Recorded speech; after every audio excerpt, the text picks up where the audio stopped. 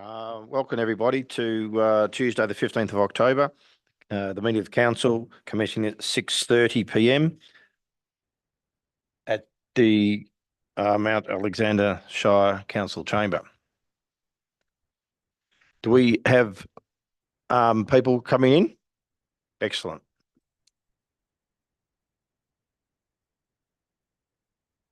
Welcome everybody.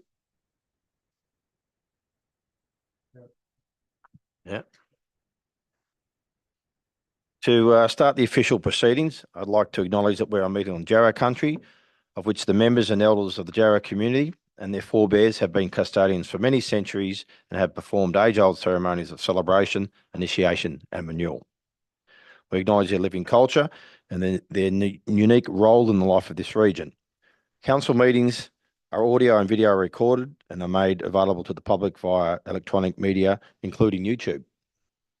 In accordance with the Election Policy 2024, the meeting of council recording will be made available after the 26th of October 2024. And I just note that the reports contained within this agenda have been reviewed by the CEO and they are deemed not to contain any electoral matter.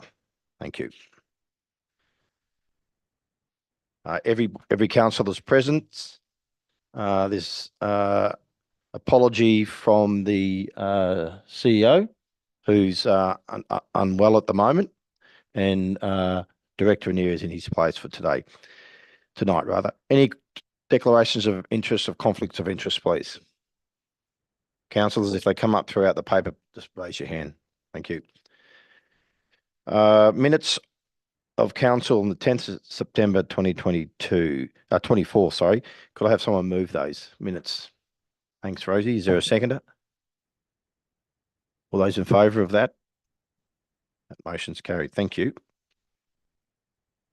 So the first item on the agenda is 5.1, which is actually the Councillor Service Awards. So those awards were given to Councillor Christine Henderson and Councillor Tony Cordy. Councillor Henderson and Councillor Cordy were recently recognised for their years of service to the Mount Alexander Shire community in an annual award ceremony held by the Municipal Association of Victoria. Councillor Henderson was recognised for her 15 years of service and Councillor Cordy for his 10 years. Councillor Henderson was elected to council on December 2008 and was elected as Deputy Mayor in 2013, Mayor in 2014, 2015 and 2019. In 2020, Councillor Henderson received the Mayor Emeritus Award for the Municipal Association of Victoria for serving as Mayor for 3 full terms. Councillor Cordy was elected to council in May 2014 and elected as Mayor in 2020. Councillors, please acknowledge the awards.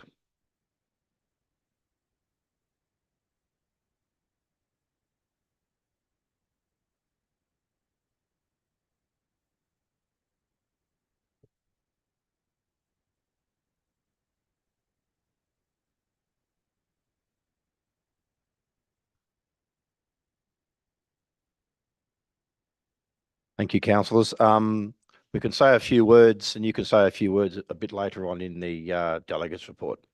Thank you, Mayor. Item 6 on the agenda is the public question time. Could I have a suspension of standing orders, please? So moved. Councillor Maltby, do I have a second for that? Councillor Henderson, thank you. All those in favour? That motion's carried. Thank you. In accordance with clause 3.4A of the Election Period Policy 2024, public time is suspended during the election period. Questions from the gallery during public question time will be considered by the chair, that's me, to ensure that they comply with the principles of the Act in relation to the election period and this policy. In accordance with the governance rules, the chair may disallow a question if it breaches the requirement of the rules. Council meetings will continue to take place during the election period. However, the following adjustments will be made to the agenda. Council will suspend public time at all council meetings during the election period. Members of the public will still be able to make written submissions and or address the committee meeting in relation to items listed on the agenda. Now, we actually have one written submission, and that's from Athena Dixon. And I'll read out her question. What is the plan for the restoration of the Beehive chimney? What inspections and safety assessments have been conducted in relation to the visibly diminishing structural appearance of the chimney, especially with the multiple bricks missing from one side? What has council done to preserve the historical landmark and ensure public safety? Is there has been no assessment, then why and when can council anticipate an outcome to this? Thank you, Athena, for your question, and I'll get Director Anir to answer that. Thank you, Mayor. And thank you, Athena, also for your question. I can share that Parks Victoria holds the responsibility for the management of the Beehive chimney stack and the land that is on at this point in time. And I also can confirm that Council is aware that Parks Victoria has been informed of the works that are required that you have outlined and you note in reference to your question. And we understand that they are looking into that at this point in time. You may wish to contact Parks Victoria directly, and if you need any assistance, I'm happy to provide those details outside of the meeting. Thank you. Thank you, Director. Councillor Henderson. Mayor, if I may, it seems to me that this kind of question has come before Council many times in the last 16 years. That what's happening to the Beehive chimney? And yes, it's not our responsibility. And yes, it's Parks' responsibility. But I don't think anything's been done with it for a very long time. So I'm just wondering whether it needs to be somehow noted that it's a job for the next representative of Tarragon Ward, accepting that my current colleague is retiring, maybe to start lobbying Parks Victoria or asking Council to take some active part in lobbying Parks Victoria to try and repair or conserve this this very special bit of our history. That's just a comment. Thank you. Yeah, thank you. Do you want to answer that, Director? Thank you, Mayor. So from the perspective of the council officer, we can reach out to Parks Victoria to talk to them to understand where they're positioned. We know that they are working on a number of different areas of their responsibility in Maldon, including the Carmen's Tunnel, etc. And they've been working to try and look and repair some of those things. So I'm happy from my perspective to reach out to Parks Victoria to see where they have the Beehive in relation to that. To see where they're going on that work. Thank you, Director Anir. Thank you. Thank you. Could I have, sorry, is there any questions from the floor? No. Thank you. Could I have someone resume standing orders, please? So moved. Councillor Maltby, seconder, please. Councillor Henderson, again, thank you. All those in favour of that motion? That motion is carried. Thank you. That brings us to item 7, petitions and letters, which there is nil, and item 8, committee reports, which are nil. Officers report, community, which is nil, environment, which is nil, which brings us to the next item on the agenda, which is a planning item, item 9.3.1, planning application PA 251-2023, 32 Taylor Road, Yepeen. Could I have someone introduce that, please? Oh, sorry. Do I have anyone? Yes, someone introduce that. Thanks, Stephen. Right, microphone on. The purpose of this report is to enable council to decide on application of development of a single dwelling and removal of native vegetation at 32 Taylor Road, Yepeen. The application has been referred to council for a decision because the council officer recommendation is to refuse the application. The subject site is in the farming zone pursuant to the Mount Alexander planning scheme, and this site is also affected by a bushfire management overlay.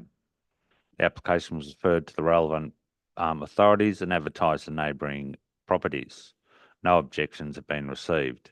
In addition, no concerns have been raised by referral authorities. The application has been assessed against and determined to be inconsistent with the relevant sections of the planning policy framework, In addition, the application is contrary to the purpose and decision guidelines of the farming zone. It is recommended that notice of refusal to grant a permit is issued in accordance with the following recommendations. And I would move that the motion be moved as printed. Do I have a second of that motion? Councillor Cordy, thank you. Are there any opposition to that? Okay, thank you. Councillor Gardner, would you like to speak to your motion, please? Sure. Obviously, as everyone's aware, before us, we have an application in European, what is essentially in a farming zone, and obviously the applicant is to build a house. As it's below the threshold, a permit is required. I think, as it was said, there was no objections. There was not the actual referral agencies supported or didn't raise objections to it. However, the role and law in terms of farming zones is quite clear, and I suppose that's why I'm supporting the rejection. By approving this, essentially in this area, what we would be doing, what would happen is sort of a development by stealth in an area that there will probably be more of houses come up around there, and so that's why I would recommend that we support the officer's recommendation and reject this proposal. Thank you, Councillor. Councillor Cordy, would you like to speak to your motion or reserve your right to speak? Reserve the right. Thanks, Mayor. Okay, Councillor, thank you. Other councillors who are against that, would you like to say something, please? Councillor Henderson? The farming zone. My goodness me. Visiting this site, I see that it is not an isolated block in the forest. It is actually the last block in what seems to be a rural development. Okay, it's probably all been in the farming zone, but the horse has bolted, the bird has flown in at least 4 other dwellings in this zone off a short section of road called Taylor's Road. This one still is treed. It still has the box ironbark ecology on it. And according to the plan proposed by the applicant, there's no intention to remove more than 3 trees to establish a dwelling. There's been no objections from the neighbours, no objections from the referral authorities. The bushfire overlay has required a bushfire management plan, which has met the satisfaction of the CFA referral people. So how many times have we granted permits in these situations? My goodness me. And often, maybe not such a good idea. I think this is one where the farming zone is not appropriate. The surrounding land use indicates that it is appropriate to put a dwelling here. Therefore, I oppose this motion to refuse the application. Thank you, Councillor. Other councillors? Councillor McClure? Thank you, Mayor. Look, in the past, I've been fairly strong in my view about rural living zone and farm zones and subdivisions and any development, I guess, on protection of or for the protection of agricultural land. And I really haven't changed from that view, but I have in this instance because I've been out and I've had a look at the property. It's not a farm zone. It's a rural living zone. It's surrounded by rural living properties. I think in this particular instance, it's, as Councillor Henderson said, it's an appropriate use of this parcel of land. It's not going to be used for agricultural purposes unless you take the vegetation off, and that's very unlikely to happen. So I think it's, and I might add, I haven't seen an integrated land management plan that we have presented to as such a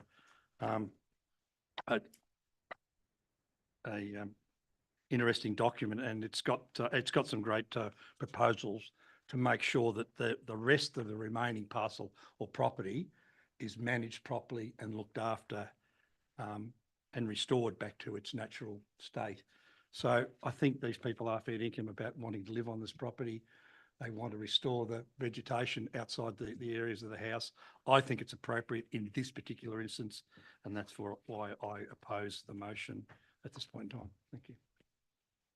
Thank you, councillors. Other councillors? Councillor Maltby? Councillor McClure and Henderson are correct. The total land size is 3.7 hectares. And it's full of trees. How can you call that agricultural land? As well, it highlights again the discrepancy in the farming zone throughout the Shire. There's that many little allotments that aren't farm zone, shouldn't be zoned farming. I could take you to Fryston and show you 1 acre that's zoned farming. These people want to build a house and keep the majority apart from 3 or 4 trees as it sits, and their neighbours, as Councillor Henderson said, are on small allotments as well. Common sense tells me give them a permit. Thank you, councillors. Any other councillors? Okay, councillor Cordy, you have you've reserved your right. Would you like to say something? Thanks, Mayor. Look, what concerns me about this proposal to build a dwelling on this lot is not so much the farm zone. Like, I think the property has very limited use, and it's probably just another example of why our planning scheme needs to be revisited in terms of these small allotments in the farm zone. But what I'm concerned about is the bushfire consideration. I don't believe council will be doing the applicants any form of service to approve a dwelling on this site, because there's really only a single point of access and egress in the event of a fire, and I think it's extremely hazardous. Yeah, for me, I think the officers, like, I disagree with the way they've drawn on the farming zone as a way to knock it on the head, but I think they've come up with the right answer, and that's why I support their recommendation as it is. Thank you, Mayor. Thank you, councillor. Councillor Gardner, you have a right of reply. Thank you. Look, I was going back to Councillor McClure's response back, and Councillor Henderson too, how we have, in fact, offered permits in similar circumstances. And I've actually been one of those councillors probably in the past who has supported that as well. On reflection, though, to me, the problem is that it's the zoning, and I think as Councillor Cordy has mentioned, it's the zoning's the problem. And what we are doing is essentially approving permits in areas where they probably should build, but the zoning's wrong. And it is development sort of by stealth. It's obviously gives people the opportunity, or they think, oh, I can buy a cheap block of land, go get a permit, and off we go. Isn't that great? And in some ways, it needs to stop. It needs to stop. And I do know, obviously, the council is doing a review of these sorts of places to look at, opportunities where houses can be built in areas where there's probably more rural lifestyle that is applicable. And I think that's the best way to do these sorts of things in a considered approach, and not just issuing permits. So that's probably my only response I can say to it. It is the farming zone. It does require to have a review of a number of properties probably throughout the Shire, and not just people going around finding them and hoping to get a permit. Thank you, councillor. Okay, councillors, we have a motion in front of us by Councillor Gardner, which was moved by Councillor Gardner and seconded by Councillor Cordy. That is to issue a notice of decision to refuse the planning permit. All those councillors in favour of that motion, please raise your hand. All those against? Thank you. That motion was defeated. Mayor, may I step in? I should have said this earlier, that because of this has been defeated, I'd like to actually move a motion to approve this application. May I now put that motion forward?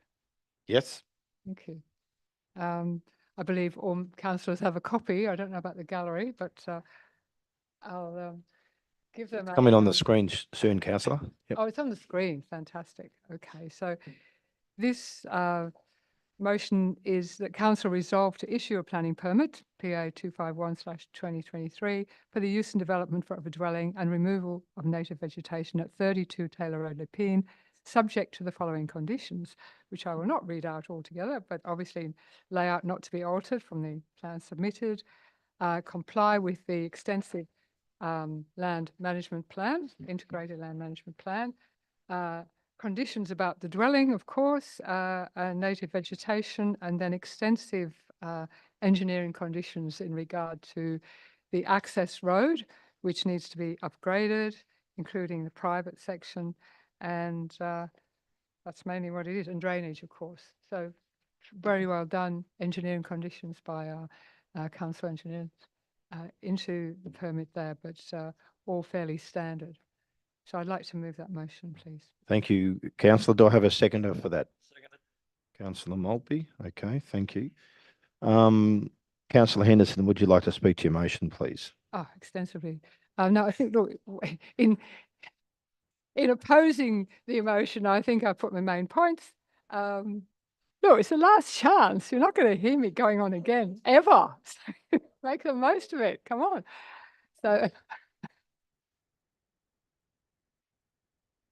I'll just mention a couple of things. First of all, this idea of development by stealth, that's a lovely term, isn't it? Oh, I love it, development by stealth. However, I will note in the officer's report on this that the land to the north and east is characterised by vacant allotments with dense vegetation. They are continuations of the Castlemaine Diggings National Heritage Park. No development there, that's actual national estate. There are several Crown allotments titles that are within this Diggings National Heritage Park that appear to be old mining area subdivisions scattered through the bush landscape. It's very romantic. There are minimal examples of human habitation on most of the allotments other than what appears to be human-made dams and access tracks. This is not contiguous with any other Crown allotments that have been undeveloped, my understanding. It's the last one in this little access valley, if you like. Others scattered in the bush. Very different story. No council road there. Completely surrounded by bush. Not a good idea from CFA point of view. This one, yes, Councillor Cordy, it is surrounded on 3 sides by bush. It's to the east. Now, I recently spent a very interesting morning walking around my local forest with a member of Forest Fire Management Victoria. It's for them. Further than I've been on council, for sure. And he was pointing out that eastern slopes, in fact, are not so dangerous, fire typically coming from the west or the north. So the fact that it's got most of its bush to the east is in its favour, probably why the CFA saw fit to agree to planning permit being applied with suitable conditions for defendable space, and of course the right condition, the right materials to build a house with, and plenty of water. So I think my fellow councillors who are not keen on this this application, I think we can say in this case it deserves a permit, especially as Councillor McClure points out, with this land management plan, which is puts out a 10-year plan for managing the land. Maybe it will change hands in that time, but it would be in anyone's interest who's living here. Look after that land, improve it. It's a beautiful bit of land. It just needs caring for. Thank you. Thank you, councillor. Councillor Maltby, would you like to speak to the motion, or is you're right? Oh, just a couple of words.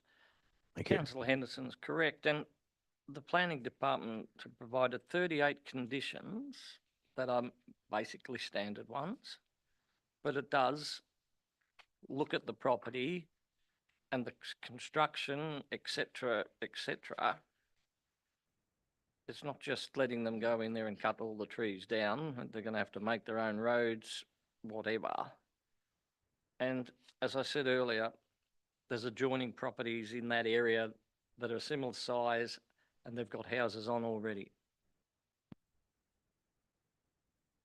Okay, thank you. Councillors, Councillor McClure. I was going to raise a point of order. Okay, Objections. You didn't ask for objections or any clarification. okay. Thank you. Any opposition to that motion? Okay, great. Thank you. Councillor Gardner? Sorry to be a No, pennant. that's okay. Obviously, we've already discussed about this in the previous motion, which lost, and obviously this will go the same way. I just wanted to note, obviously, I've made comments about farm zone. I did want to note that I think Councillor Maltby just said, "Oh, standard conditions." They aren't really, and if you read them, there's a lot. So there will be a native veg for the removal of vegetation. There's going to be a cost. The bush management fine plan needs to be done and needs to be approved by the CFA. There needs to be a whole heap of sewage done and it's got to be approved by the EPA and council. A new road's got to be done. So it's actually quite a substantial list the owners have to go through. But what it does come down to, and I acknowledge that obviously this parcel of land is probably the last one in the sort of lane. But really, it still comes back to the argument. It is a farming zone, and it is an area that obviously this needs to be changed in our council approval. And there's also, quite a lot of work that needs to be done, probably to get it over the line to make it sort of have some sort of legality. So that's why I'm still against it. Thank you, Councillor. Councillor Cordy? Thanks, Mayor. Look, my concern's still around fire safety. I think, all the evidence is that we are suffering from the impacts of climate change. It's getting hotter, fires burn hotter. If there's a dwelling built there, the first thing that's going to happen is if there is a fire, is all the windows are going to burst and explode, and the fire's going to be in the house. And people are going to say, why the hell did council approve this? Thank you. Thank you, Councillor. Councillor McClure? Thanks. Thanks, Mayor. Look, again, I support the motion by Councillor Henderson. It's interesting. I was flicking back through the report to try and find, if CFA and bushfire management was such a critical issue, there's about one line in the whole report in regard to this. So I don't believe that anybody's recognised it as a great issue. I think the whole of the Shire is in a bushfire management zone. We have to consider ourselves right across the whole community for any bushfire attack issues that we have. So I don't believe that was a strong issue. CFA provided their consent subject to the endorsement of a bushfire management plan, which was presented in their land management plan, and that's got to be ticked off again by the bushfire management people. So I'm satisfied they've done enough work to assess any risks. There's always risks with bushfire, absolutely correct, Councillor Cordy, but with every construction of every dwelling around the edges of this town, there is now a huge risk in relation to bushfire management. No different to this one. So I think this can be managed. Buffer zones, admittedly, there's some vegetation that's going to be lost. That's going to happen if we're going to let anybody build outside the central residential area of this town now, because this town is filling out. There's not a lot of land left inside the cleared land I'm talking about that hasn't got trees or bush on it. So if people are going to move to this area and want to live in this area, then we're going to have to clear some vegetation to make it safe for them to live in these areas. So I think that they've done enough work to consider those risks. CFA don't think it's a risk, and I think I'm happy to support it for those reasons. And thank you to the engineering department and the team for putting together such a concise list of conditions. Well done. Thank you. Thanks, councillor McClure. Any other councillors? Okay, thank you. Councillor Henderson, you have your right of reply. No. No? Okay. Okay, councillors. So we have a motion in front of us, which is that council resolve to issue planning permit BA 251/2023 for the use and development of a dwelling and removal of native vegetation at 32 Taylor Road, being subject to the following conditions, which are on the screen and written here. All those in favour of that motion, please raise your hand. All those against? I declare that motion carried. Thank you, councillors. I was going to ask for a division. It's the last one. Why not? Certainly, councillor. All those in favour of the motion, please raise your hand. So that's in favour of the motion is Councillor Neer, Councillor McClure, Councillor Henderson, Councillor Maltby and Councillor Driscoll. All those against the motion, please raise your hand. And that's Councillor Cordy and Councillor Gardner. Thank you, councillors.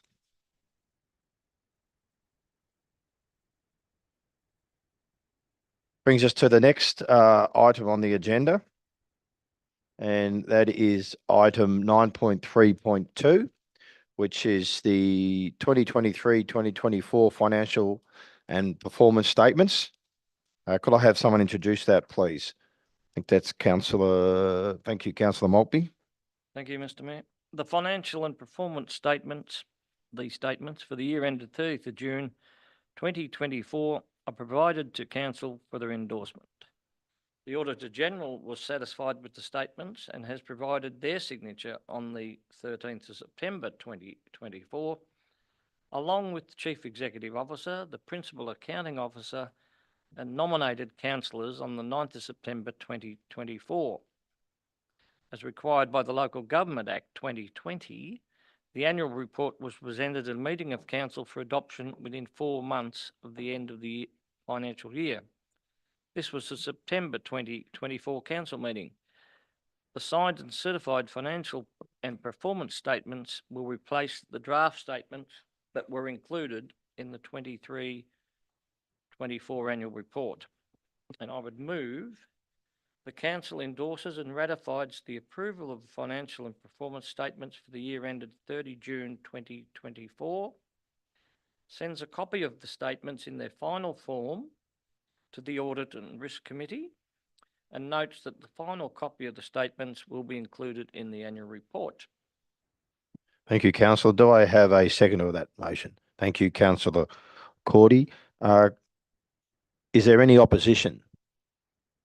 Okay, thank you. Councillor Maltby, would you like to speak to your motion, please? Thanks. It's very straightforward. It shows that the council is in a very good financial position and that all the proper auditing and works have been done properly. The Audit and Risk Committee will have looked at it and they've approved it. So it's straightforward. Thank you, councillor. Councillor Cordy, would you like to speak to the motion or reserve your right to speak? Thanks, Mayor. I'll speak to it now. Look, this is the final or the financial statement for the end of the year, 30th of June. So it is what it is. You know, when I spent some time this afternoon reading the statement, and there's a lot of notes at the back of the statement, and you really, you know, some of the things are quite complex and difficult to understand. Look, council is in an okay shape, but financially, but when I think one of the things that's impacting on council is large amounts of carryovers with capital works, and also the timing of grant funding. And if I can say anything, if people in other levels of government are listening to this ever, if they could smarten up the timing of grant funding, it would be very helpful to us, because you'll see when you look at the figures closely, the swings and roundabouts there with capital money, particularly in relation to grants. So yeah, look, we're doing well, and I congratulate the team for that. We're doing well in securing grants, but the timing of getting the money's always a bit tricky. But yeah, look, it's really a sound operating result. I'd like to congratulate the finance team, and I'd also like to welcome our new Director of Corporate Services. We've got somebody new looking after our finances now, so I'm sure it'll even be a better job in the year coming forward. So that's it for me. Thanks, Mayor. Thanks, councillor. Other councillors? Yeah, I was going to say something brief. Yes, councillor. Obviously acknowledge that, yes, the council is in a good financial position. But I think there's a number of things, and it's probably for the future council to think about really. One is that it took a lot of hard work, I think, with this council group to deliver this position. And it certainly meant that not everyone got what they wanted. And it certainly meant that the rates were probably raised more than I know a lot of us wanted. But it's okay at this position, but going forward, obviously, you can see there was a significant cash reduction, and it's not going to take long before things change. So I just wanted to say it's a great outcome, and I'm hoping the future councils will consider that and maintain the fiscal responsibility. Thank you, councillor. Other councillors? Okay, councillor Maltby, you have a right of reply. I think what the other councillors have said is correct, so. Okay, thank you. Councillors, we have a motion in front of us. All those in favour of that motion, please raise your hand. That motion's carried. Thank you, councillors. The next item on the agenda is item 9.3.3, which is the Vargo closing report and management letter for the year ended 30th of June 2024. Could I have someone introduce that, please? Yes, that'll be me. Sorry. Thanks, councillor. Hold on, go on. There we go. Put microphone on. The report provides council with the Victorian Auditor General's Office closing report and financial management letter for the year ending 3rd June 2024. The Audit and Risk Committee was presented these reports for noting and feedback on 30th August 2024, and I would like to move it as printed, please. Thank you, councillor. Do I have a second to that? Councillor Maltby, thank you. Is there any opposition to this? No? Okay. Thank you. Councillor Gardner, would you like to speak to your motion, please? I'm not going to say much. I mean, obviously, this is in some ways a formality. It's a signing off on our financial statements and positions, but it's actually a big deal. These statements are obviously looked at and reviewed by the Auditor General's area, and they have endorsed it. So it closes off all our reporting requirements of this particular financial year. So I think that's a good outcome and good result, and well done to all those involved who did it. Excellent. Thank you, councillor. Councillor Maltby, would you like to speak to your motion? Or reserve your right? I'll reserve my right. Okay, thank you. Any other councillors like to say something? Councillor Cordy? Thanks, Mayor. I just note that the Auditor General's Office picked up on, or that what they were looking for is for us to have signed copies of our Audit and Risk Committee meetings and also our council meetings. So that's something that the new council can have a look at. Thank you. Thank you, councillor. Other councillors? No? Okay, councillor Maltby, you can speak to your motion? Speak to your right to speak? Oh, councillor Gardner's covered it very well. Okay, thank you. Councillor Gardner, would you like to, your right of reply? No, thank you, Matt. Okay, thank you. Councillors, we have a motion in front of us. All those in favour of that motion, please raise your hand. Excellent. Thank you. That motion was carried unanimously. Next item on the agenda is item 9.3.4, which is the 2023-2024 annual plan progress report for the fourth quarter, June 2024. Could I have someone introduce that, please? Me, Mayor, by any chance? Yes.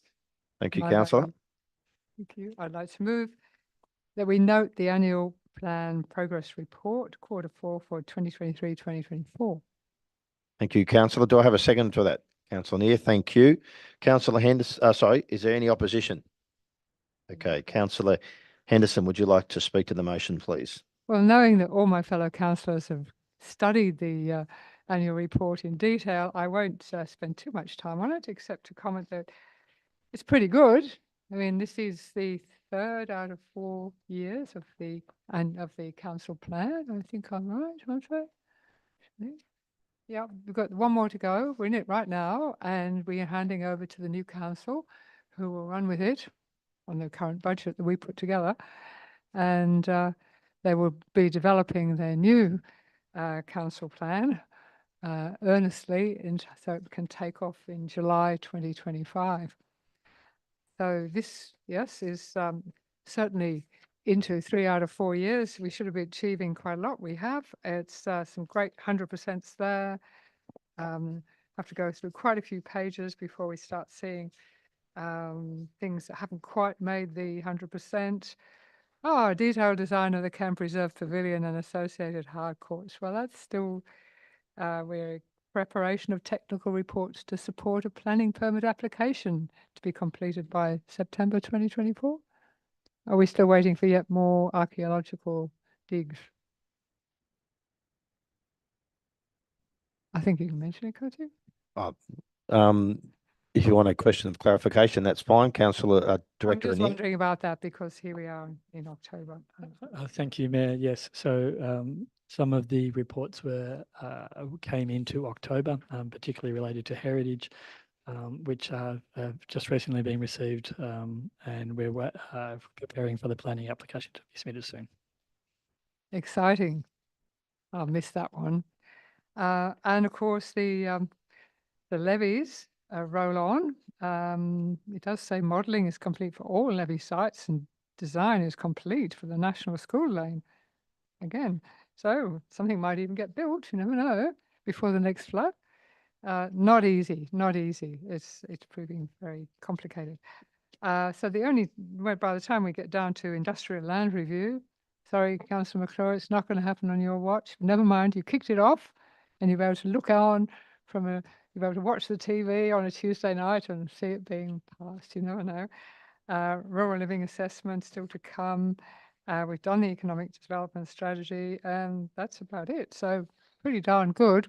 Congratulations to, well, the whole of council staff, really, to delivering this, and to Director Knight for overseeing the report. I recommend it to all my fellow councillors. Thank you, Councillor Henderson. Councillor Neer, would you like to speak to the motion or reserve your right to speak? I will speak now. Thank you, Mayor. As Councillor Henderson has said, it's always nice to get through to this kind of time and see so many 100% looking at us. And I think, I don't know, it's always nice, especially at this stage. This is the Q4 report for the last financial year, so ending in June.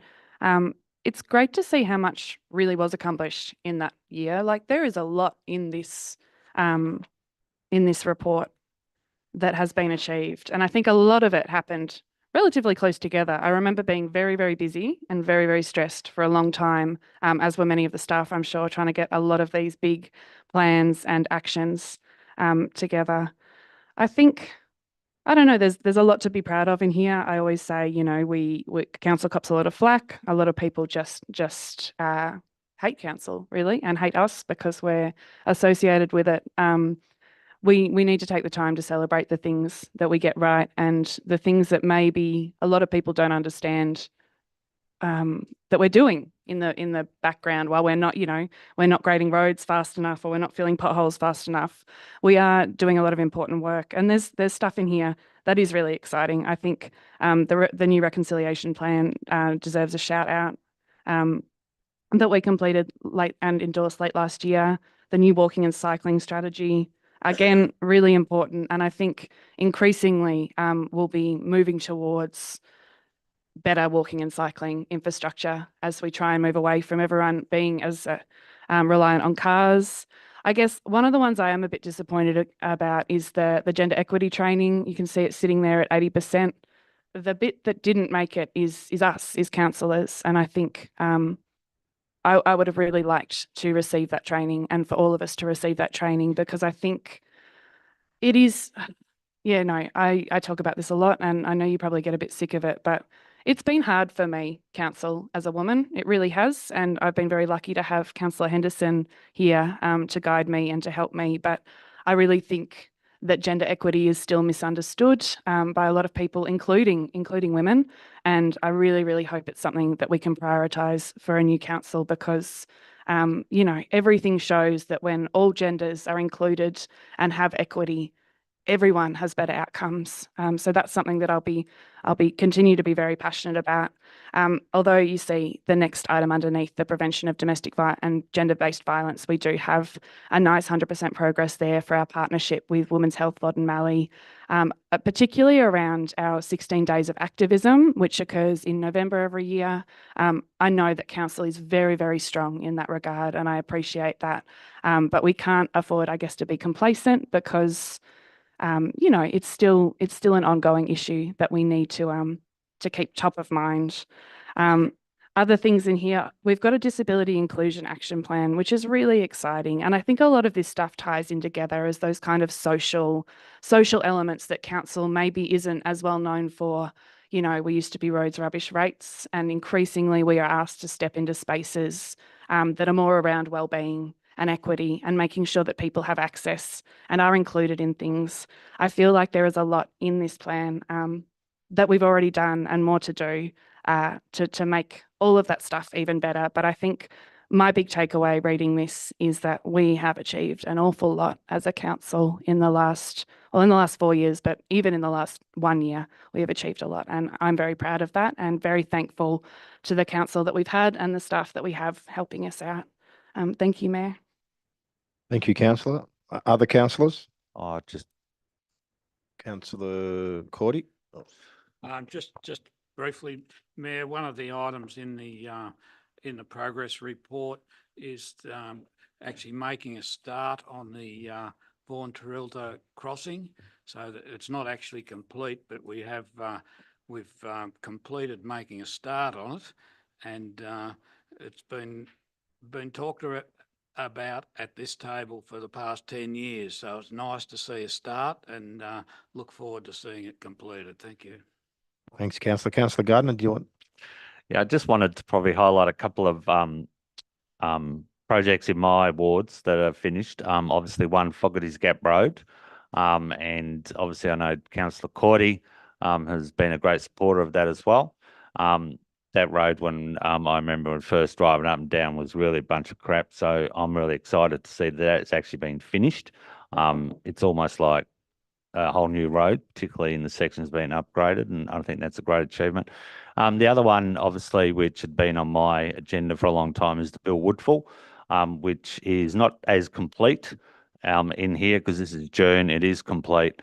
But due to caretaker, I know that you can't do an announcement, but I'm just hoping that I will get invited to its official opening. Or I might turn up with you know, I don't know, some placards or something. But I really think that's a great achievement. So I do hope to be and see that actually officially opening. So I know it's going to be a great facility for the community. Thanks, councillor. Other councillors? And I'm not seeking re-election. Obviously, everyone's. Yeah. Councillor McClure? I'm pleased to hear Councillor Lanier talk about celebration of achievements, because I think there is some great achievements in this report. Most of it 100% complete. Three that I've had a particular interest in: the waste strategy, affordable housing, and the industrial land review. Waste strategy, could see that developed and moving forward with that. That's going to be a big area, I think, for this Shire. A lot of work to put into that over the next 4 years to get that all developed in terms of how we deal with our waste. So that's going to be a challenge moving forward. The affordable housing, we've led the charge in that area for a long period of time. I think for most of the time that we've been on council, I know it's a passion of our mayor. So it's good to see that we're getting places with that. And of course, the industrial land review was something that I am passionate about.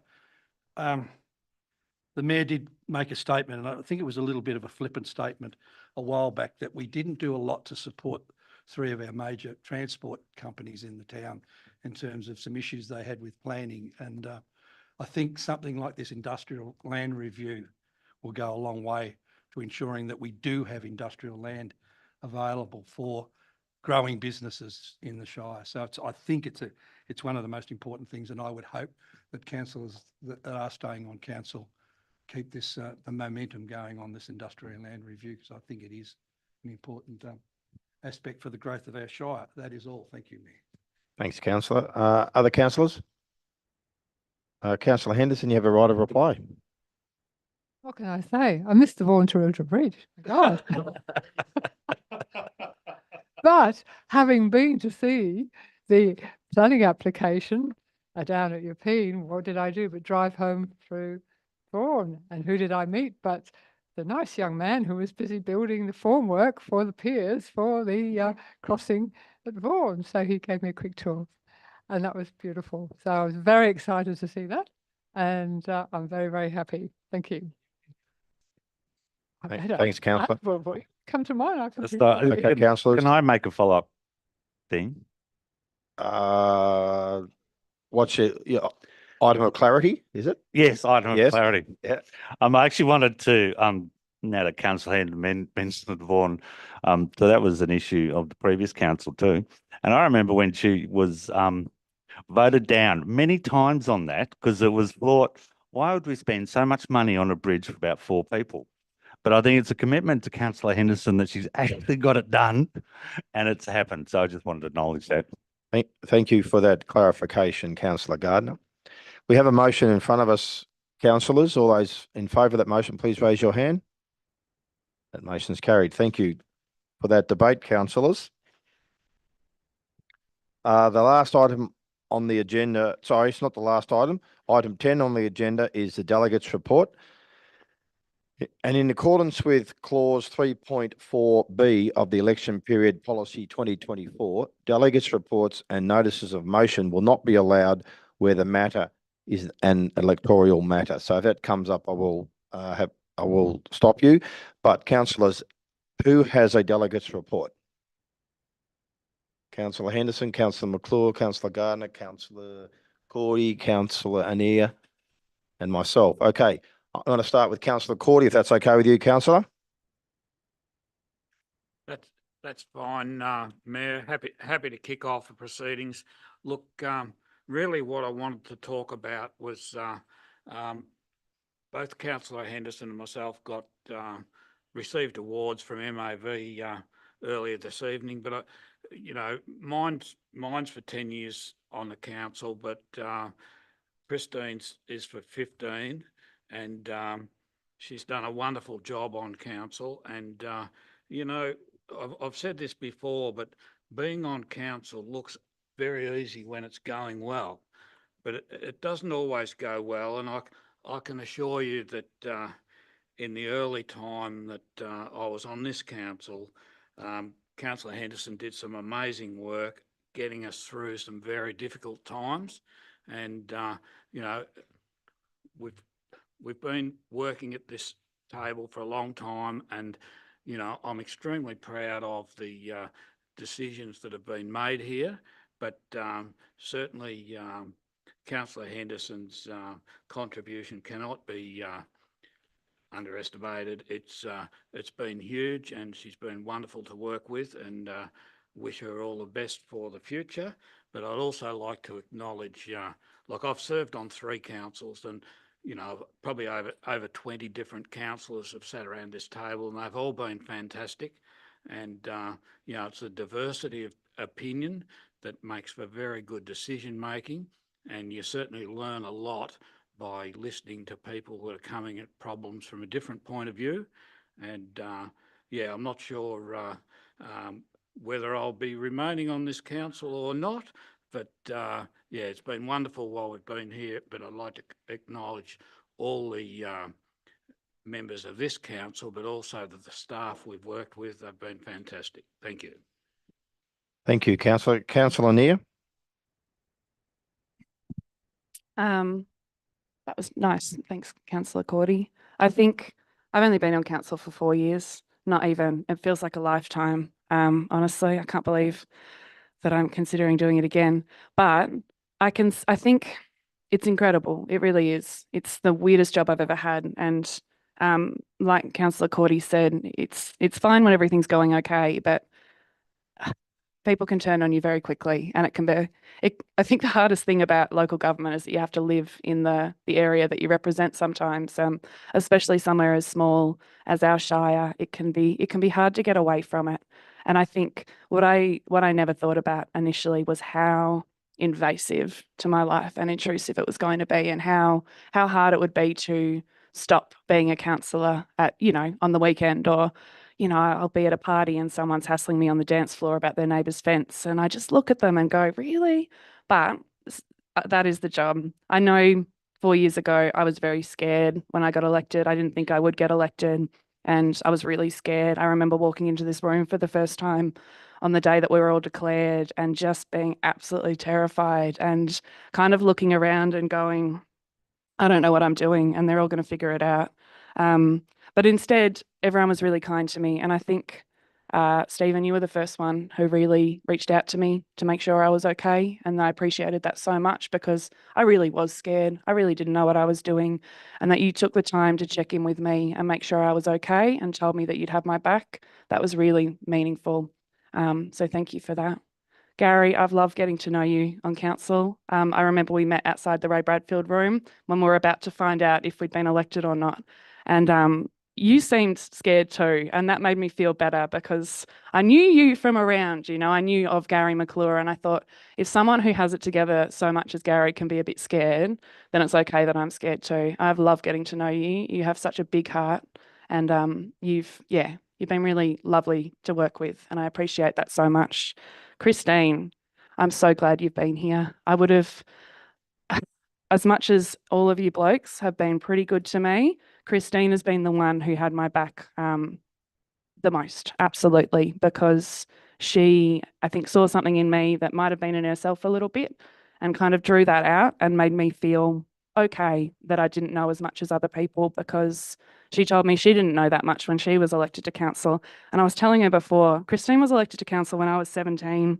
She's been a councillor for half my life, and it was always very inspiring to me watching Christine.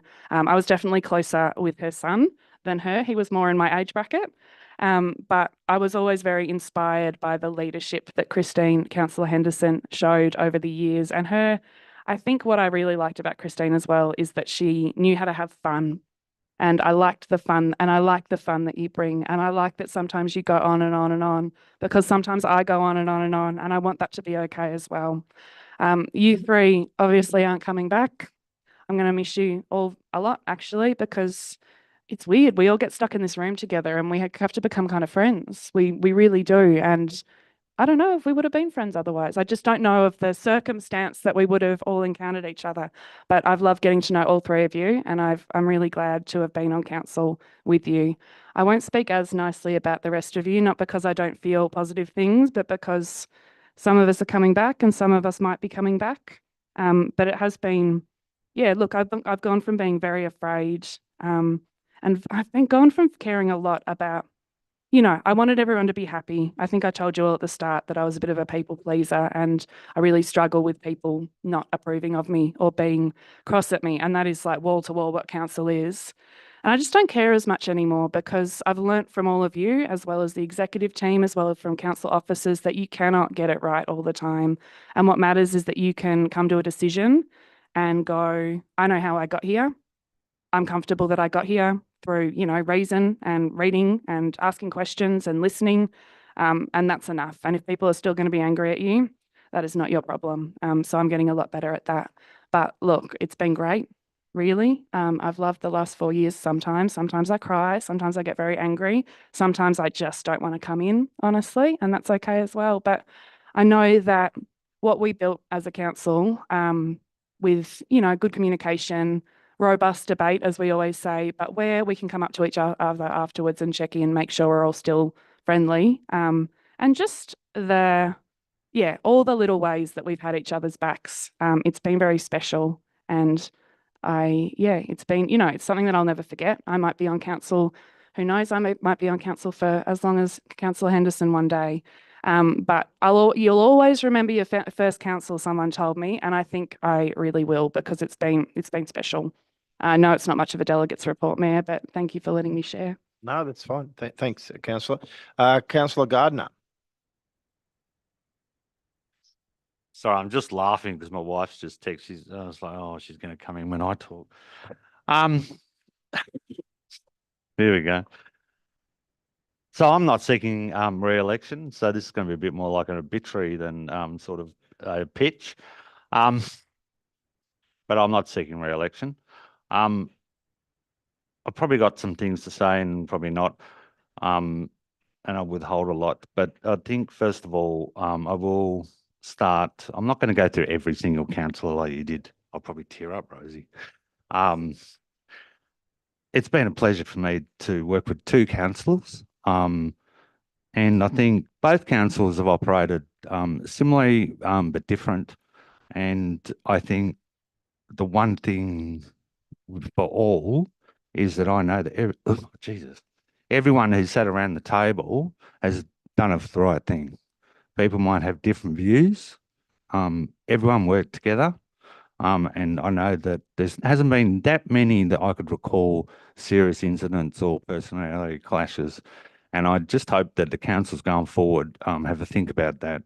And I think that is probably the number one thing that has stuck out with me, with both councils and this council, is that as a team work together to get through things. And if you don't do that, you're going to have a lot of trouble. Obviously, behind council, there's a great team.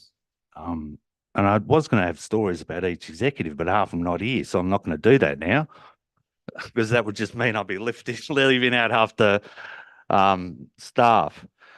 But I think overall, and to the executive and to everyone who works in this organisation, I think Rosie's picked up on it. You cop a lot of flack. And I know above all that everyone here is committed to this organisation and this community. And most people who work here actually live here too. And every single staff member and executive that I've seen or dealt with have always been highly professional and tried their hardest. And I don't think you can ever ask more than that. So that's all that. I'm not going to bang on too long. I must admit, personally, I never thought I would be a councillor. And quite often, probably recently, I've always thought, why? And if I'm honest, why did I become a councillor? It's probably not too dissimilar to a lot of people who are currently seeking council. A lot of people say that I'm running to council to make a change, to make a difference. The reality was for me that I was a disaffected person who got the shits because I didn't get a permit and felt like that I needed to come and change the system and probably annoy my neighbours as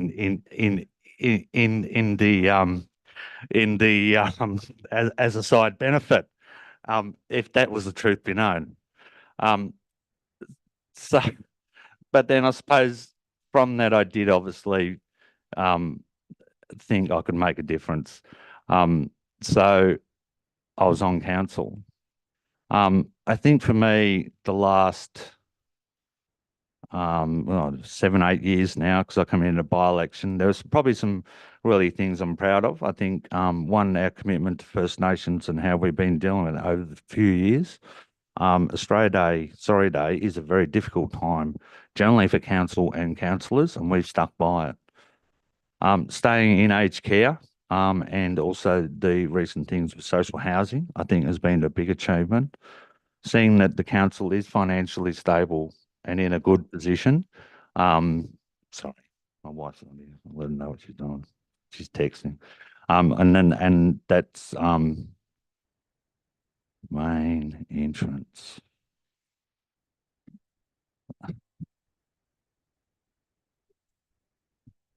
Anyway, good she's not here. And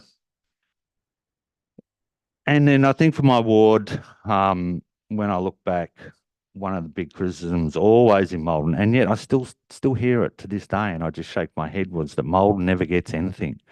Now, I know in the last, while I've been on, I'd have to say some of the things they've had, like upgrading Fogarty's Gap Road. There was 6.5, plus million dollars spent on Malden streetscape, and I will make a comment about that later. A 50-year commitment to underground power. It happened. Bill Woodfall Oval upgraded. No, there's not anything that needs to be done in that probably for the next 10 years. All the community facilities upgraded, and I will say the Malden Design Guidelines. In terms of the streetscape, that was probably for me a heavy going, particularly as I was probably seen as the devil incarnate, that I was daring to change anything in the street. On reflection, I actually feel that it probably didn't go far enough. In that really the changes that have been made has been almost minimal. And whilst people of heritage think that's great, I've reflected on probably pretty much recently when I've had people at work and they would say, yeah, I went to Malden once. It's just a bunch of old buildings and I'll never go again. And that's a comment I've actually heard a few times. And so in some ways I do have regrets about the streetscape. And those regrets are that it didn't go far enough. But it is what it is. I've been asked probably a lot, why didn't I renominate? Particularly, well, probably in the last 6 weeks. And it is something that I have been thinking about, probably for the last 2 years in particular. Why would I do it? And what is normally said to me is, why would you bother? And I have to say, after the last 2 years, the why would you bother was what it had come down to me. The last 2 years have been tough, I think. Obviously, the continuous spin out from the Malden streetscape. As I said, some people see me as a devil incarnate, that I've ruined their town, that the world's going to collapse and I'm responsible. That has gone from, social media, in paper, to, and I think Rosie touched on this, how your family becomes you become a goldfish, by living in a goldfish bowl. People know my whereabouts, people know where I go, people say things about your children. And these are some things it's like, why would you bother? We obviously my wife has a shop in town, and obviously a lot of people troop in there and have a lot to say to her as well. Although secretly, and she's not here, she obviously can't find the entrance. She does love being the councillor's wife. And I was actually encouraging her to see if she'd run, but in the end, I'm glad she didn't. Probably what got through me this last few years in particular is really the love and support from my wife and 3 children.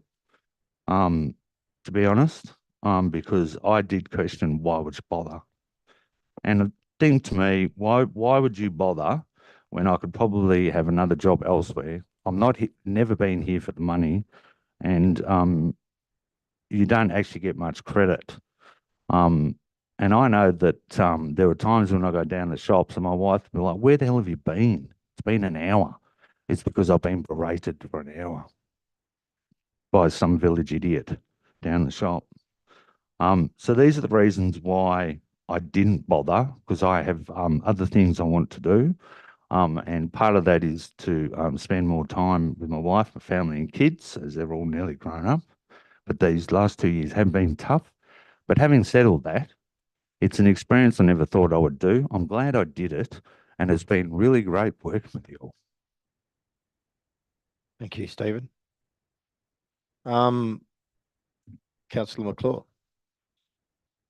I'm going to be very short. No, look,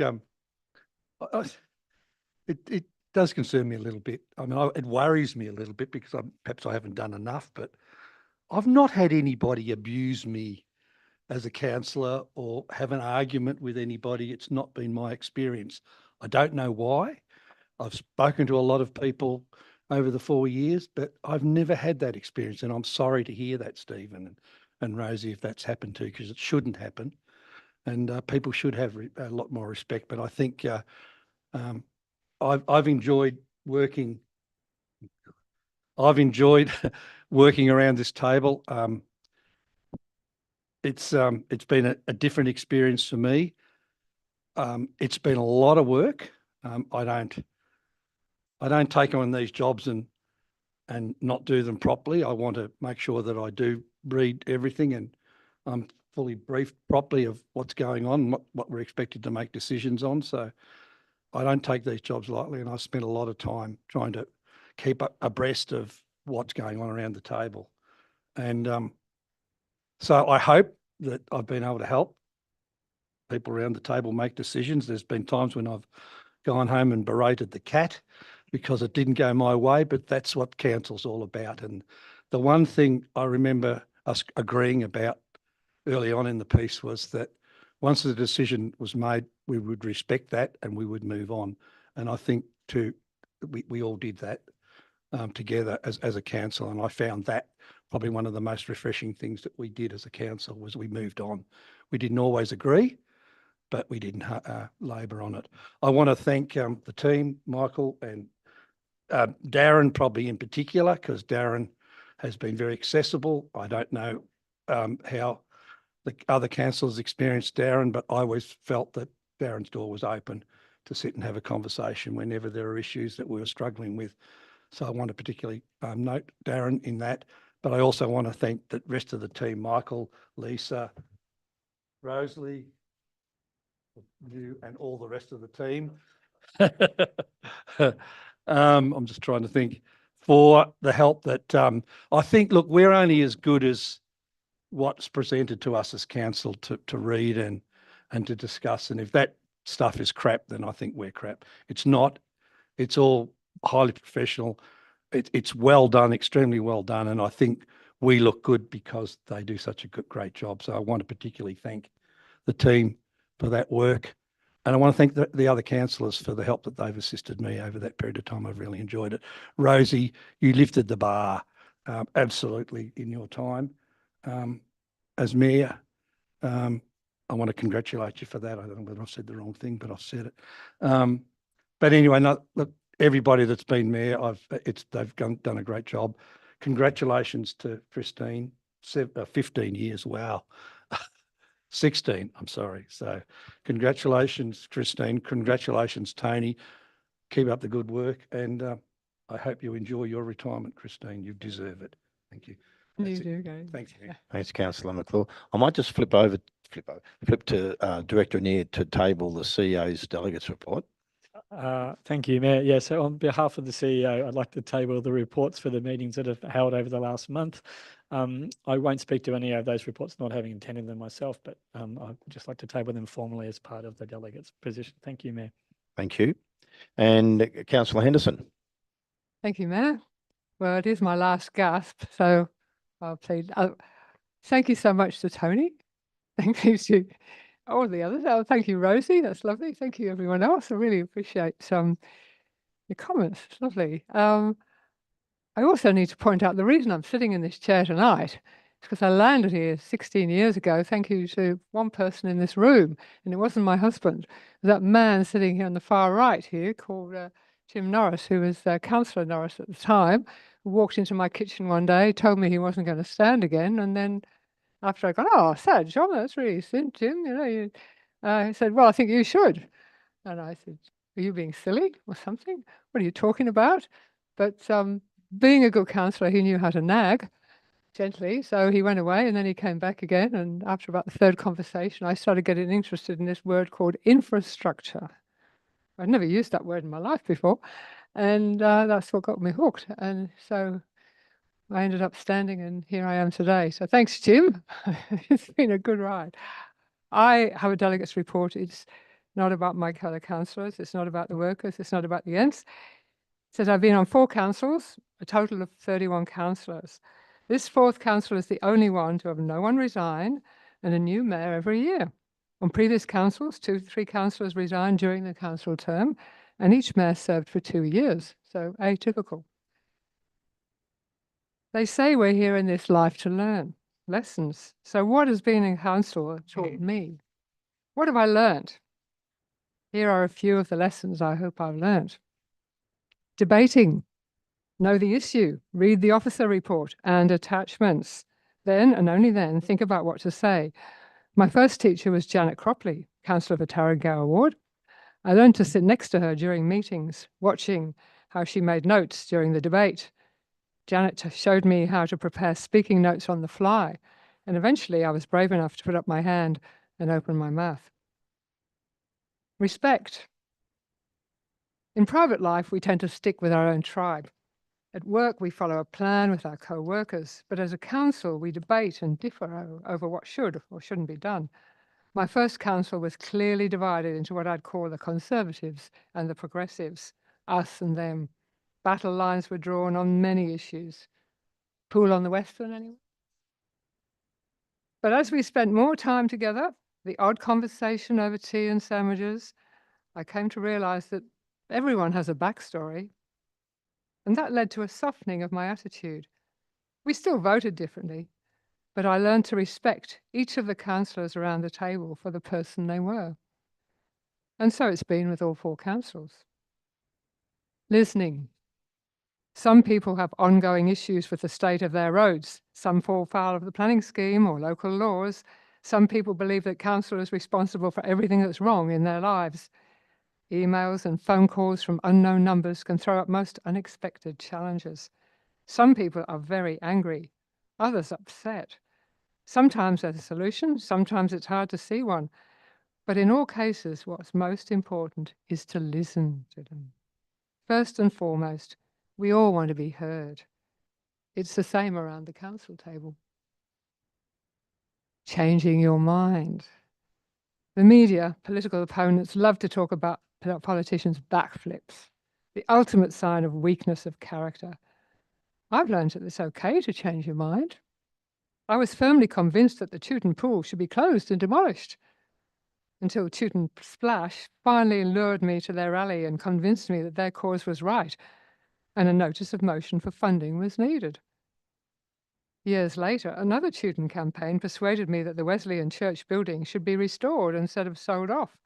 Another notice of motion, confusing many staff who knew me as the champion of the sell it decision. I've changed my mind quite often over the years. Pick your fights. There are many serious issues that come across the council table, from waste management strategies to contentious planning applications, local community campaigns to heritage versus development clashes. Sometimes I'd find myself in the minority camp, harboring a strong opinion, but failing to gain majority support. Eventually, I learned to let it go instead of swimming against the tide. Unless an inner voice told me to keep fighting. One fight I did pick was the reinstatement of a bridge across the Loddon River at Vaughan. I picked that fight and dug my heels in, and now, after 12 long years, I'm very much looking forward to driving across the new level crossing, which is currently under construction. 16 years as a council representative for Colaburn Ward has been a total privilege.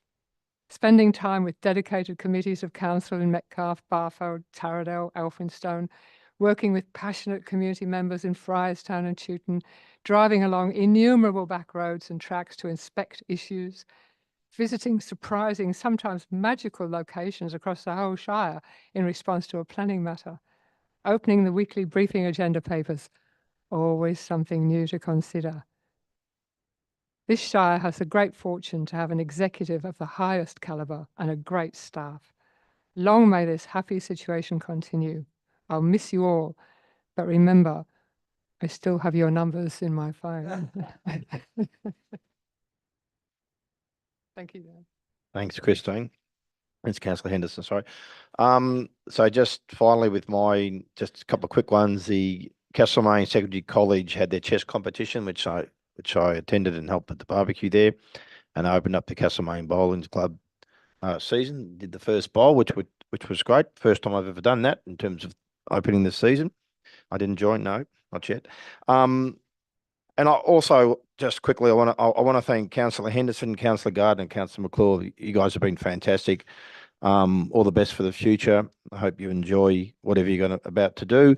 And the other councillors, I've enjoyed because we're not going to be together as we have. That things are changing, which is good and to some respect. But we've worked really well together. I really enjoy diversity, and as Rosie said before, with decisions, decisions are made really well, in my opinion. If you get opinions from across the table, and often I've come to the table with a thought, and in particular with Rosie, she's popped up. I never thought about that side of things, and like Christine said, I've been able to change my mind, which is fantastic. So I hope the new council, when that comes in, will have the ability to make decisions, and we all get on pretty well, because I think at the end of the day, we know that's what we need to do. So thank you all councillors, and especially thank you Stephen, Gary and Christine, and all the best for the future.